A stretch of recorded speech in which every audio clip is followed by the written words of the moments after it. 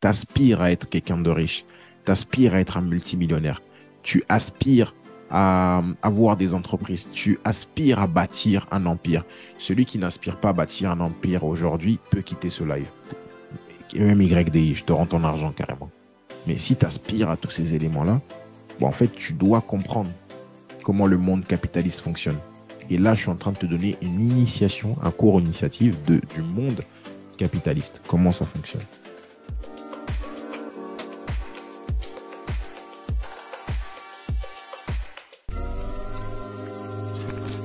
Bonsoir à tous, j'espère que vous allez bien. Bienvenue sur ce live, ce bootcamp où on va voir aujourd'hui la macroéconomie dans le trading.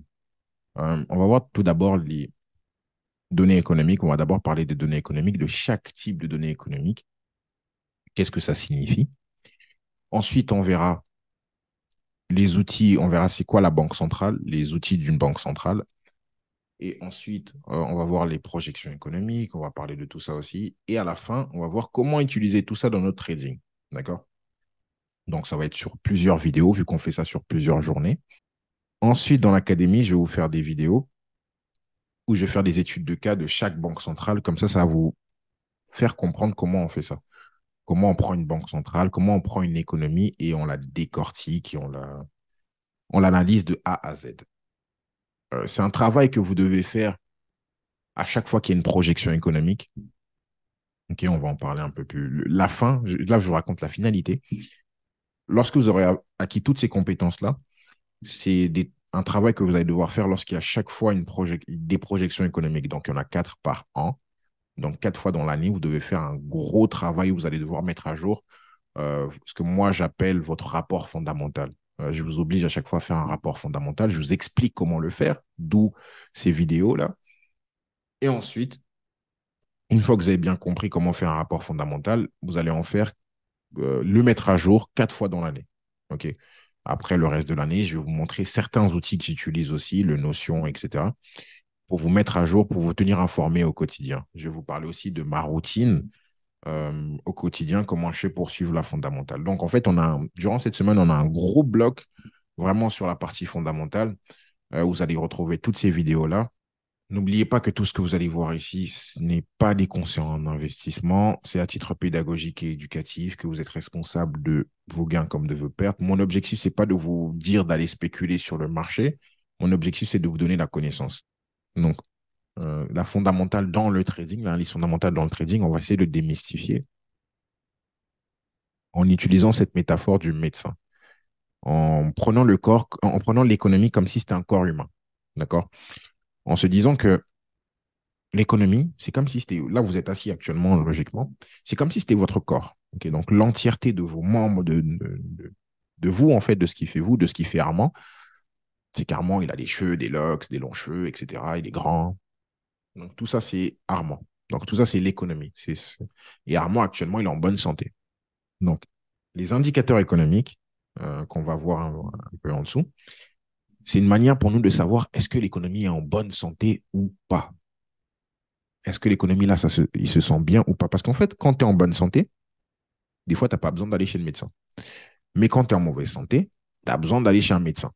Et parfois, lorsque tu vas chez un médecin, ce médecin-là t'envoie chez un autre médecin, chez un cardiologue, chez un pneumologue, chez un neurologue. Et nous, dans le trading, c'est pareil. Lorsque la santé économique est mauvaise, on va l'envoyer chez quelqu'un. Qui sont ces personnages que je vous ai mis au-dessus? Qui sont les banques centrales? Moi, on va y venir petit à petit. Donc, les indicateurs économiques nous aident à comprendre comment l'économie fonctionne et à identifier les tendances qui pourraient avoir un impact sur nos finances. Les indicateurs économiques peuvent également être utilisés pour prendre des décisions éclairées sur le marché, que ce soit en matière d'investissement ou de politique économique pour les États. Nous, pour nous, on veut investir, on veut acheter une maison, on veut faire un prêt, on veut créer une entreprise, on veut faire ceci, cela. Ça va être important, nous, de savoir, bon, l'économie française actuellement, elle est comment? Ah, là, les banques ne font plus de prêts. Pourquoi ils ne font plus de prêts? Parce que j'ai la compréhension de la macroéconomie. Parce que Armand, un jour, il m'a fait asseoir, il m'a expliqué l'économie. Ah, du coup, j'ai compris. Durant une semaine, il m'a fait asseoir. Et du coup, ça m'a permis de comprendre que oh, quand lorsque les indicateurs économiques sont comme ci, comme ça, bah, en fait, ça ne sert à rien que j'aille déranger la banque parce qu'elle ne va pas me faire des prêts. Ou lorsque l'économie est comme ci, comme ça, ouais, là, je peux aller déranger la banque pour faire un prêt. Là, franchement, l'idée de business que j'avais, oh, là, il faut y aller. Donc, c'est même hors trading, ça va vous servir. OK? Donc, il existe des nombreux types d'indicateurs économiques, chacun ayant sa propre signification et son utilité. Par exemple, le PIB mesure la production d'économie d'un pays, tandis que le taux de chômage mesure le nombre de personnes sans emploi. L'IPC mesure l'inflation. Aujourd'hui, vous connaissez tous l'inflation.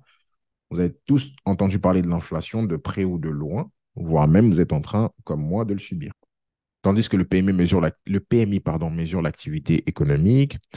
En comprenant ces indicateurs et leur signification, on va pouvoir mieux comprendre l'état de l'économie d'un pays ou d'une zone géographique, pardon, et de prendre des décisions éclairées en trading ou même pour notre vie au quotidien. Donc, je vous ai dit que je vais énormément faire le parallèle entre notre santé, notre corps humain et la macroéconomie. OK? Donc, le PIB au produit intérieur brut est une mesure de la richesse d'un pays. Il représente la valeur totale des biens et des services produits sur le territoire national pendant une période de temps donnée. Mais en tout cas, il faut savoir que le PIB est calculé en additionnant la valeur ajoutée de tous les secteurs de l'économie. La valeur ajoutée est la différence entre la valeur des biens et des services produits et le coût intrant nécessaire à la production. Donc, le PIB est important car il permet de mesurer la croissance économique d'un pays et de comprendre son niveau de développement avec celui d'un autre pays. Rappelez-vous, nous, lorsqu'on fait le trading, on va comparer une économie à une autre. On va comparer euro et dollar canadien, enfin l'Europe et le Canada. Donc, le PIB, pour moi, c'est le cœur de l'économie.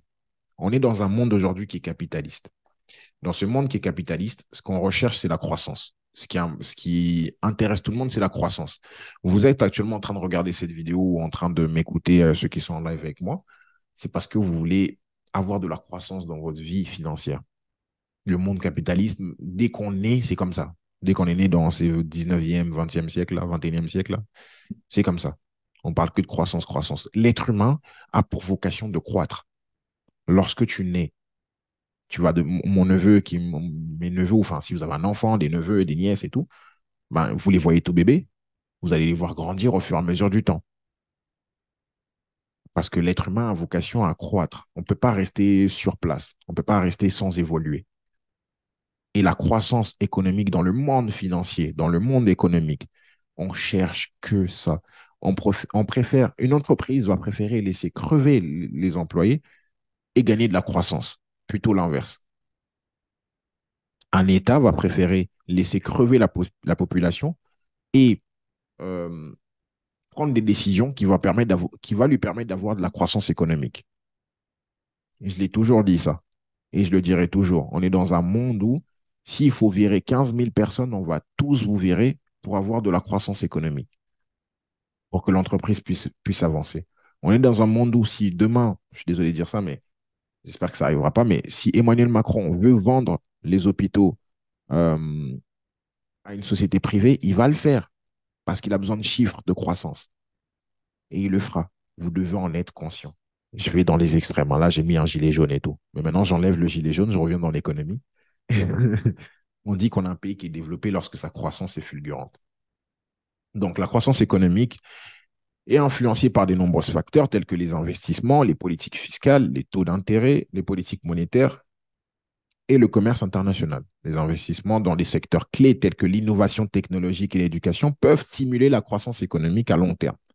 C'est-à-dire, le pays qui a inventé les voitures, je ne sais pas c'est lequel, mais le fait de parier sur cette nouvelle innovation que les voitures vont être le moyen de transport de demain, aujourd'hui, ces pays qui ont énormément investi dedans, je pense la France, l'Allemagne, les États-Unis, bah, c'est les plus grosses puissances aujourd'hui. Les trois pays que je viens de citer aujourd'hui, ils veulent avoir la transition énergétique et passer dans les voitures électriques et ils sont en train de mettre toute leur énergie dedans. Donc, si ça fonctionne et que demain, on est vraiment tous en voiture électrique, c'est des éléments qui vont stimuler la croissance économique sur le long terme. Parce que sur le long terme, tout le monde devra ou voudra acheter une voiture électrique. Donc, le fait d'acheter une voiture électrique, c'est de l'argent que nous, on dépense, de l'argent qui va dans les caisses des entreprises. Et ensuite, ces entreprises-là vont payer des impôts. Ensuite, ces impôts-là vont terminer dans les caisses de l'État. Donc, la croissance de l'État va augmenter. L'éducation peut aussi stimuler la croissance économique d'un pays. Pourquoi?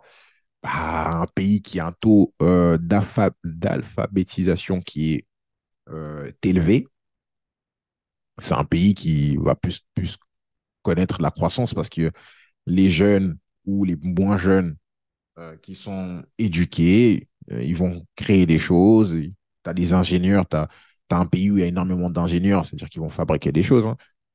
Donc, ça pousse plus à la croissance.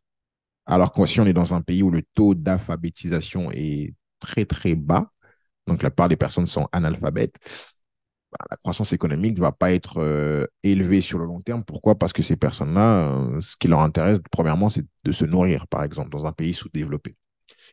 Donc, les politiques fiscales telles que les réductions d'impôts pour les entreprises peuvent également stimuler la croissance économique. Ça, c'est que lorsqu'on a des politiques budgétaires de relance. Je ne l'ai pas écrit dans ce diaporama et tout, mais vous pouvez l'écrire dans vos notes, politique budgétaire de relance, et aller faire des recherches là-dessus. C'est souvent lorsque l'État va réduire les impôts pour permettre, ça c'est souvent utilisé lorsque le cœur va mal, lorsque la croissance va mal. Lorsque la croissance va bien, le cœur fonctionne bien. Votre cœur, il fonctionne bien, vous êtes en bonne santé. C'est pour ça que je dis que le cœur, le PIB, c'est le cœur de l'économie. C'est ça qui fait, c'est ça qui me fait avancer, c'est ça qui me fait parler, c'est ça qui me tient en vie. C'est cet organe aujourd'hui qui me tient en vie. Si j'ai plus de cœur aujourd'hui, c'est chaud. Si on n'a plus de croissance pour une économie aujourd'hui, c'est chaud. Si la croissance est néant, négatif aujourd'hui, c'est chaud. Si le cœur fonctionne mal aujourd'hui, c'est chaud. Donc, les politiques fiscales telles que les réductions d'impôts, comme je disais, pour les entreprises peuvent également stimuler la croissance économique. Comme je disais tout à l'heure, donc si l'État réduit les impôts, ah, c'est bien. L'entreprise qui devait payer 30 000 euros d'impôts, maintenant elle a 30 000 euros pour investir dans son entreprise. Elle a 30 000 euros aujourd'hui pour aller chercher un prêt pour ouvrir un deuxième restaurant. Elle a un apport pour aller prendre un prêt pour ouvrir un deuxième restaurant. Donc ça, c'est cool. C'est cool. Ça booste la croissance, stimule la croissance. Ça, par contre, c'est juste à court terme. Et ça arrive souvent lorsqu'on est dans des périodes de récession. Lorsque la croissance économique est faible, lorsque le cœur bat doucement, OK, on veut booster le cœur. Qu'est-ce qu'on va faire? Ben, massage cardiaque où on met des défibrillateurs pour essayer de booster le cœur. Ensuite, la croissance économique peut avoir des effets positifs sur la société aussi, tels que la création d'emplois. Lorsqu'on est dans une économie qui a une croissance qui est importante, qui est un pays qui est en croissance, ben, il y a moins de chômeurs. Le taux de chômage est très bas. Par contre, si on est dans un pays où il n'y a pas de croissance, ça aura comme impact, ben, les gens, ils ne travaillent pas. Hein. Si on regarde les pays qui ne sont pas développés, les gens ne travaillent pas ou travaillent la terre. Enfin, ce n'est pas le même type de travail. L'amélioration du niveau de la vie, aujourd'hui en France, le salaire minimum est de 1350 euros, si je ne dis pas de bêtises. C'est le salaire minimum. Et si on compare à un pays qui n'est pas développé, qui n'a pas une forte croissance, je pense que le salaire moyen est beaucoup plus faible. Si on prend des pays en Asie, certains pays en Asie, certains pays en Amérique du Sud ou certains pays en Afrique, le salaire minimum est à des 200 dollars, 200 euros, 300 euros. Donc, ça montre que le pays n'est pas développé, il n'y a pas de croissance. Or que lorsqu'on a un pays qui est en croissance, Dubaï, enfin, les Émirats ou l'Arabie Saoudite, tous ces pays-là, salaire minimum 3 000 dollars, 4 000 dollars. Donc, l'amélioration du niveau de vie, enfin, la croissance a comme impact l'amélioration du niveau de vie, la réduction de la pauvreté. Cependant, elle peut également avoir des effets négatifs, tels que l'augmentation d'inégalités économiques et la dégradation de l'environnement. Bah, quand tu as trop d'argent, tu commences à faire n'importe quoi. Par exemple, l'endroit où on est censé avoir des forêts partout ici, bah, tu commences à tout détruire pour bâtir des gros immeubles. C'est pas bon pour l'environnement, c'est pas sa place, les immeubles ici. On est censé avoir des arbres. Et ça crée aussi des inégalités économiques, des inégalités sociales. Parce que les riches deviennent de plus en plus riches dans un monde capitaliste, dans un pays où on cherche que la croissance, le développement. Bah, ceux qui sont au pouvoir vont devenir de plus en plus riches et ceux qui malheureusement vivent de salaire minimum, malheureusement leur richesse va baisser, même si ils restent quand même dans un pays qui est développé.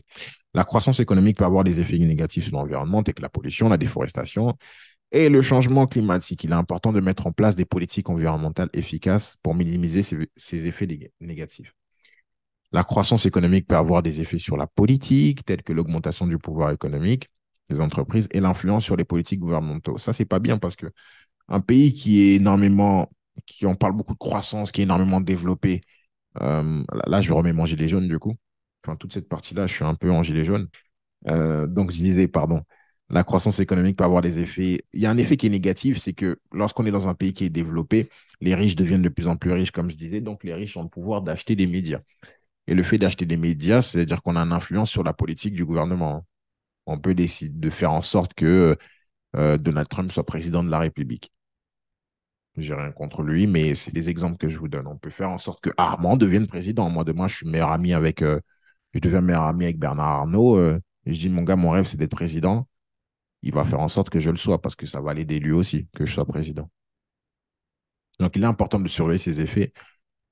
Pour nous, citoyens du monde, hein, c'est intéressant, mais dans mes poches, ça m'intéresse. Enfin, pas forcément important. Ça va pas me faire gagner plus d'argent. Le fait de savoir que Bernard Arnault a mis Armand en tant que président, ça ne vous fera pas gagner plus d'argent, mais en tant que citoyen du monde, c'est important de savoir ça. Vous le savez déjà, je pense. Donc, il est important de surveiller ces effets, de mettre en place des réglementations pour protéger l'intérêt public. Ça, on parle de si demain vous devenez ministre de l'Intérieur, s'il vous plaît, mettez ces barrières-là en place.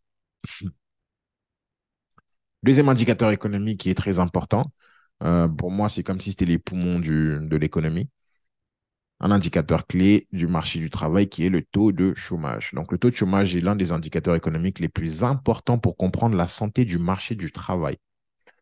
On est aujourd'hui dans un monde, comme je dis depuis le début, de mondialisation, de capitalisation, de ce monde d'argent, pour faire simple. Par là, en ayant des termes très simples, on est dans un monde où c'est que l'argent qui parle. On parle que d'argent, d'argent, d'argent, d'argent. Tout le monde veut de l'argent, de l'argent, de l'argent. Tout le monde veut gagner plus, gagner plus, gagner plus. Tout le monde veut ça.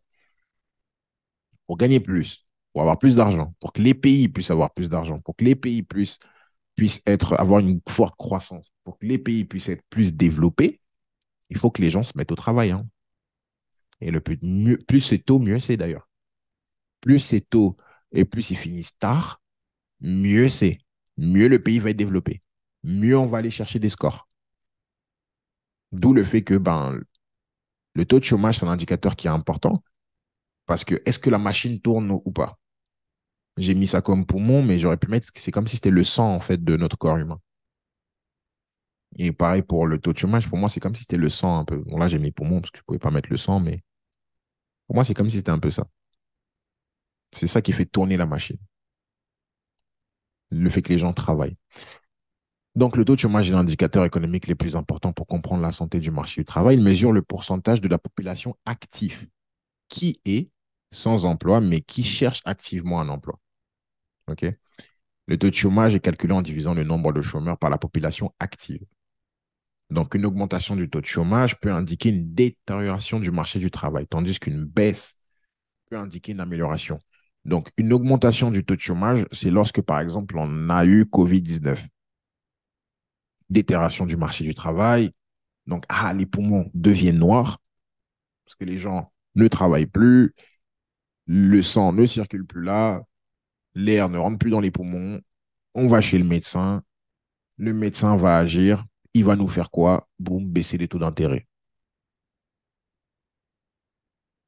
Donc, tandis qu'une baisse peut indiquer une amélioration. Donc, il y a peu de chômeurs, c'est-à-dire que tout se passe bien en fait dans l'économie. Mais par contre, s'il y a très, très, très, très peu de chômeurs, c'est-à-dire que tout le monde travaille en fait. Et c'est-à-dire que tout le monde est capable d'acheter une baguette de pain à 2 euros. Et si ça continue comme ça, la boulangère va dire, mais attends, mais il y a beaucoup de demandes là, alors que je suis la seule boulangère du coin. Ok, bon, je peux mettre ma baguette à 3 euros. De toute façon, il n'y a pas d'autres boulangeries. Ils n'ont pas le choix de venir que chez moi. La prochaine boulangerie, elle a une journée de marche. La prochaine boulangerie, elle a 2 heures de route. Donc, si je mets ma baguette à 3 euros, ils sont obligés d'acheter chez moi. Et de toute façon, ils ont de l'argent parce qu'ils travaillent tous. Ah, je me rends compte que ça marche. Bon, ok, je vais montrer à 4 euros. Et ça, c'est pas bien. Parce que ça crée ce qu'on appelle l'inflation. On va juste voir ça après. Et donc, il y a un lien, en fait, entre l'inflation et le taux de chômage. C'est pour ça que pour moi, vraiment, le taux de chômage, c'est un lien un peu avec tout. C'est pour ça que je dis que c'est un peu comme si c'était le sang. Donc, lorsque le taux de chômage est élevé, cela indique que l'économie est en difficulté, que la demande globale est faible. Trop de gens au chômeur, donc ils touchent le chômage. En France, par exemple, c'est compliqué. Dans d'autres pays, il n'y a même pas de chômage. Donc, imaginez, ils n'ont même pas Le chômage, imaginez ça, imaginez comment c'est dur. Donc, dans ce cas, la banque centrale peut choisir de baisser les taux d'intérêt pour stimuler la croissance. Vous avez vu, il y a un lien entre les deux, économique. Donc, vous avez vu que le médecin, qui est la banque centrale, va venir faire quoi? Donner un médicament. On va parler des banques centrales et des outils un peu plus longs, vous allez voir. Mais c'est juste une petite bande d'annonce. Donc, pour stimuler la croissance économique en encourageant les entreprises à emprunter et à investir. D'un autre côté, lorsque le taux de chômage est bas, cela peut indiquer une économie en surchauffe et une inflation élevée. Dans ce cas, la Banque centrale peut choisir de relever les taux d'intérêt pour ralentir la croissance économique et maintenir l'inflation sous contrôle.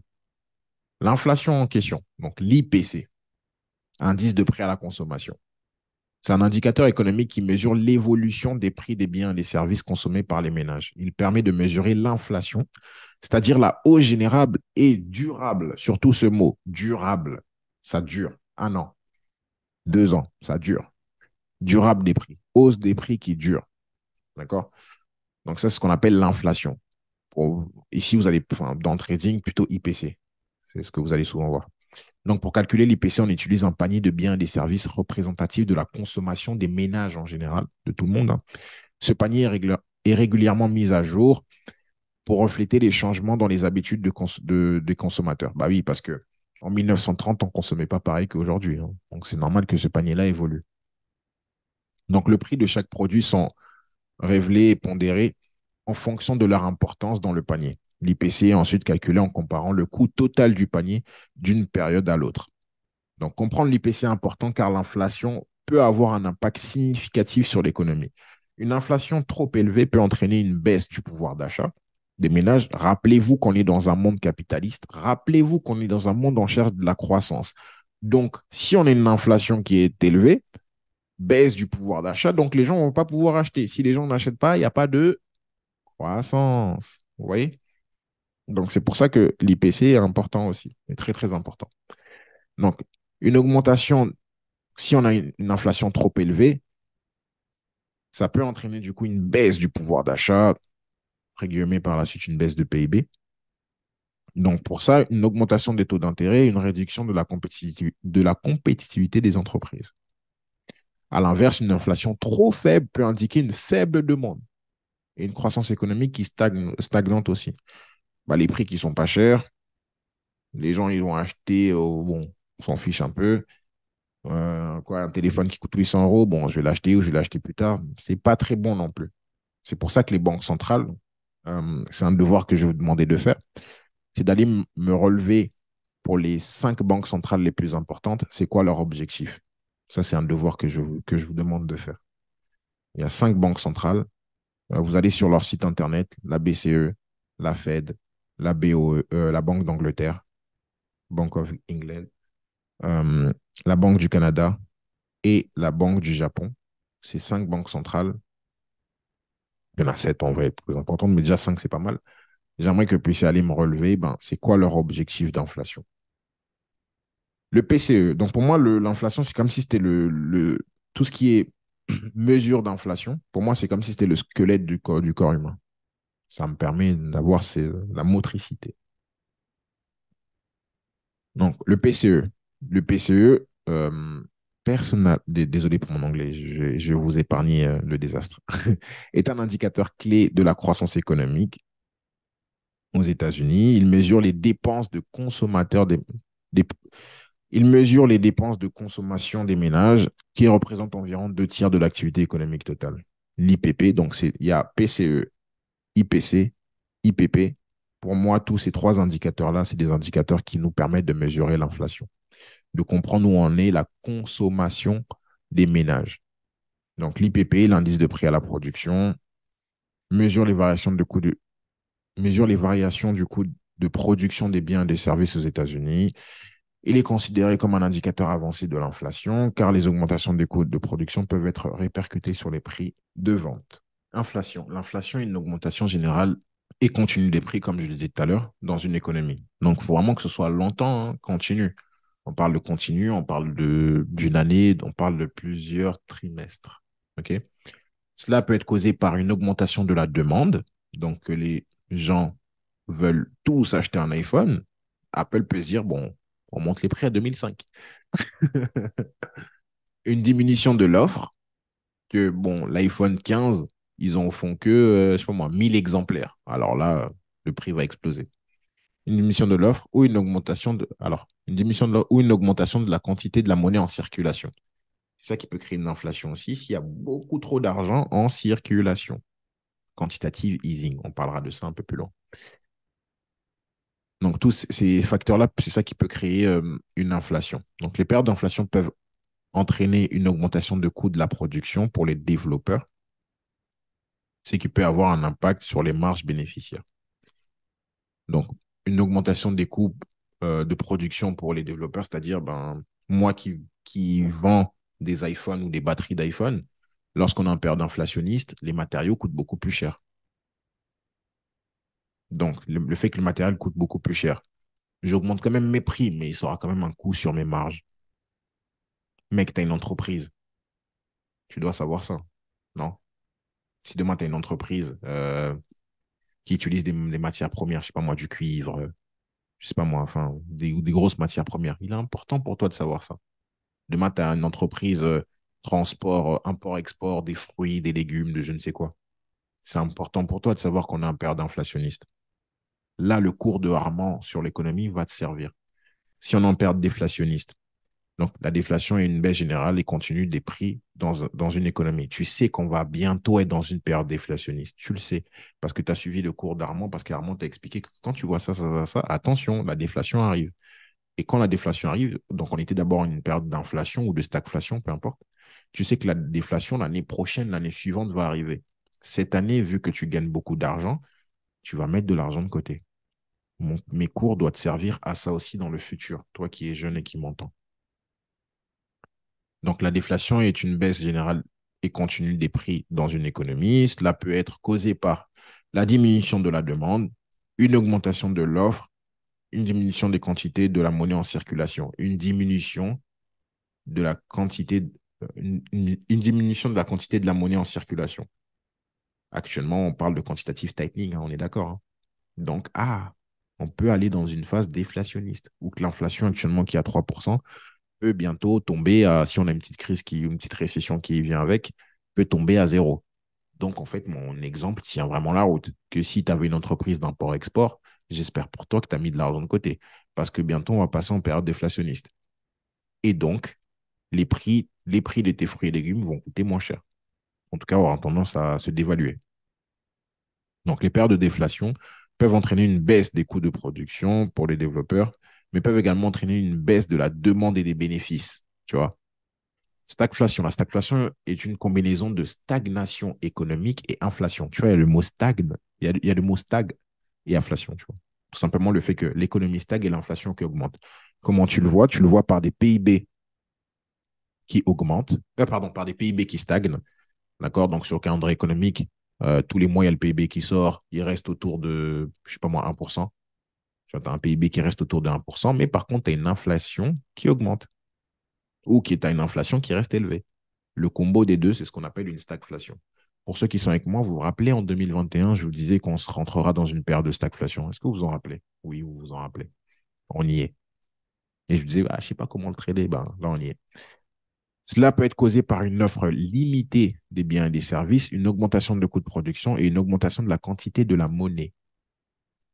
Les périodes de stagflation peuvent être particulièrement difficiles pour les développeurs, car elles peuvent entraîner une augmentation des coûts de produits, une baisse de la demande. C'est ce qu'on a actuellement. La boulangerie, je fais une petite parenthèse, paix à son âme, mais j'ai vu ça sur les réseaux sociaux, ou sur un journal, sur les réseaux sociaux. Il y a un boulanger qui s'est suicidé parce que les coûts de la vie ont augmenté, enfin les coûts de production pour produire son pain et tout le tralala, ça a augmenté, mais par contre, il y a des gens qui vont plus trop à sa boulangerie. Malheureusement, il a mis fin à sa vie. Chef d'entreprise, c'est important pour toi de savoir tout ça. C'est pour ça que je te dis que apprendre la macroéconomie, apprendre l'économie, t'aspires à être quelqu'un de riche, t'aspires à être un multimillionnaire, tu aspires à avoir des entreprises, tu aspires à bâtir un empire. Celui qui n'aspire pas à bâtir un empire aujourd'hui peut quitter ce live. Et même YDI, je te rends ton argent carrément. Mais si tu aspires à tous ces éléments-là, bon, en fait, tu dois comprendre comment le monde capitaliste fonctionne. Et là, je suis en train de te donner une initiation, un cours initiative du monde capitaliste, comment ça fonctionne. Donc, le fait de savoir qu'on rentre dans une période de stagflation où je sais que la demande va être faible, pardon, la demande va baisser parce que la Banque centrale, elle va augmenter les taux, elle va augmenter le taux, elle va commencer à faire du quantitative easing, tout ça pour baisser la demande. Mais pour autant, l'inflation va rester élevée. Donc, à ce moment-là, j'espère que moi qui ai gagné de l'argent dans la période inflationniste, il faut que j'ai des réserves, hein, parce que ça va manger sur mes bénéfices. Donc, vous avez ici une petite courbe. On voit période de déflation, dépression. Ça, c'est vraiment un niveau très, très, très, très, très élevé. C'est vraiment un niveau très, enfin, où que l'inflation est vraiment wow, très, très, très bas. Réflation, inflation, désinflation. Ce mot-là, désinflation. On est d'accord que vous avez commencé à l'entendre actuellement, non? On est d'accord. Pour ceux qui sont en live avec moi, dans les vite, actuellement, vous êtes en train, ou même on va le voir dans la vidéo numéro 3 ou numéro 4, ou même dans les études de cas, vous allez voir que ce mot-là va revenir. Désinflation. Parce qu'on est dans cette période-là. Parce que le médecin, il a vu qu'on était en inflation. Parce que le médecin, il a vu qu'on était en inflation. Donc, il a mis des médicaments, il nous a injecté quelques doses de taux d'intérêt et pour but de créer cette désinflation, mais qui aura peut-être comme conséquence de créer de la déflation. Le PMI. Alors, le PMI est un indicateur clé de l'activité économique qui mesure l'évolution de l'activité dans les secteurs manufacturés et services. C'est pour ça que vous allez avoir des PMI manufacturés ou vous allez avoir des PMI services. Donc, il est basé sur une enquête mensuelle auprès des directeurs d'achat et prend en compte divers critères tels que les nouvelles commandes, la production et l'emploi. Okay, donc, les PMI, c'est plutôt vraiment ciblé sur vraiment les entreprises. Donc, le PMI des services est un indicateur important car il représente une part importante de l'économie. Il permet de mesurer l'activité dans des secteurs tels que les services financiers, les transports et les communications. Le PMI manufacturier, quant à lui, reflète l'activité dans le secteur de l'industrie manufacturière. Ces deux indicateurs sont donc complémentaires et permet d'avoir une vision globale de l'activité économique d'un pays. C'est vraiment des enquêtes qu'on va faire vraiment auprès des entreprises. Les ventes au détail, indicateurs de consommation, donc un peu dans la branche de l'inflation et tout, donc tout ce qui touche tout ce qui touche pardon, la consommation. Donc là, je vous ai mis un organe. Hein. Maintenant, vous avez compris le délire. Vous voyez l'économie, vous voyez l'indicateur économique, c'était comme si c'était une partie d'un organe du corps humain. Donc, soit il fonctionne bien, ouais, trop bien, vente au détail, c'est bien, cool. Soit il fonctionne pas bien. Alors, euh, des, parfois, vous allez avoir des organes qui fonctionnent tellement bien, mais en vrai, c'est pas bien. Parfois, les médecins veulent que le cœur ralentisse un peu. Parce que un cœur qui bat trop vite pour cette personne-là, c'est pas bon. Il faut que son cœur bat un peu moins vite. Vous voyez? Donc, parfois, il y aura ça. Mais on va en parler un peu plus tard. Voilà, merci. Euh, quand on parle d'hypertension, etc., on parle d'hypoglycémie, ce genre de choses. Vous voyez? C'est pour ça que parfois, il y aura une news, vous allez vous dire que, ah là, la news, elle est bonne. Et bien, en fait, non, elle n'est pas bonne. En fait, non, c'est pas bon. C'est pas bon que cet organe soit bon. Ça va? Ah, j'ai pas en tête. Un exemple. Je sais pas moi. Un exemple sale. Parfois, une personne qui mange, ok, elle mange. Logiquement, quand on mange, on va courir, à un moment donné, on va faire des selles. Ben, cette personne-là, il faut pas qu'elle fasse de selles, tu vois. Moi, par exemple, quand j'ai été opéré, il fallait pas que je fasse de selles pendant... non, en surveillé. Je sais pas moi, une fille qui s'est opérée des fesses, il faut pas qu'elle fasse de selles. Vous voyez? Faut pas qu'elle... Tu couperas ça, Vince. Non, en vrai, c'est drôle. Tu peux garder. Faut pas couper, tu peux garder ça. Mais une fille qui s'est opérée des fesses, cool et tout, tac, elle s'est fait opérer des fesses, mais il faut pas qu'elle fasse de sel. Si elle fait des selles 2 3 heures plus tard, ça va déchirer tout son. Enfin, je sais pas comment ils opèrent, mais peut-être que ça va. Déjà, elle pourra même pas s'asseoir, tu vois. Elle pourra même pas s'asseoir. Sinon, toute l'opération, elle ne servit à rien. Donc, parfois, la bonne nouvelle que oui, mon système digestif fonctionne bien, je vais aller faire des selles, bah, en fait, parfois, c'est pas bien. Parce que si tu le fais, tac, tu crées un problème qui va être beaucoup plus grave. Parce que tu vas infecter ta plaie, tu vas ouvrir tout, machin, on va devoir te repérer, des complications à venir parce que tu seras stressé. Tu vois. Or que de base, c'était juste une bonne nouvelle, tu as juste voulu péter. C'est tout ce que tu as voulu faire, c'était péter. Mais le P, ça a engendré, ça a engendré des dingueries. Et ça, c'est une partie qui est un peu plus complexe quand ça arrive dans les data économiques. Je ferme cette parenthèse, je l'ouvrirai lorsqu'on fera des études de cas. Donc, les ventes au détail sont des indicateurs importants de la consommation des ménages. Les données sur les ventes au détail fournissent une mesure de la quantité de biens et des services achetés pour les ménages. Cette mesure est importante car la consommation des ménages représente généralement une grande partie de l'activité économique d'un pays. C'est normal. Donc, lorsque les ventes au détail augmentent, cela peut indiquer que les consommateurs ont plus confiance dans l'économie et sont prêts à dépenser davantage. Est-ce que ça, c'est une bonne chose dans une période inflationniste? Cela peut également stimuler, donc c'est pas bon, du coup, on a vu. Donc, cela peut également stimuler la production et l'emploi, car les entreprises doivent produire plus de biens pour répondre à la demande accrue. À l'inverse, lorsque les ventes au détail diminuent, cela peut indiquer que les consommateurs sont moins confiants dans l'économie et qu'ils réduisent leurs dépenses. Est-ce qu'actuellement c'est une bonne chose? Bah oui, c'est une bonne chose. On veut qu'ils réduisent leurs dépenses. Donc, cela peut entraîner une baisse de la production et de l'emploi, car les entreprises doivent réduire leur production pour s'adapter à la demande plus faible. Et les deux derniers pour terminer. Confiance des consommateurs. L'indice de confiance des consommateurs mesure la perception des ménages quant à la situation économique actuelle et future. Donc, il est considéré comme un indicateur avancé de la consommation. En fait, il y a tellement d'indicateurs de consommation, il y a tellement d'enquêtes de consommation, mais en fait, c'est qui on interroge qui diffère. OK? Premièrement, c'est qui on interroge qui diffère. Deuxièmement, c'est comment c'est calculé qui diffère. Troisièmement, c'est par exemple, le IPC et PCE, c'est pas calculé, c'est pas les mêmes paniers qu'on utilise. Dans l'un, on va mettre je dis n'importe quoi là, mais dans l'un, on va mettre les prix des ordinateurs. Dans l'autre, on n'aura pas les prix d'ordinateurs. Donc, c'est pour ça qu'il y en a tellement, mais que c'est complémentaire.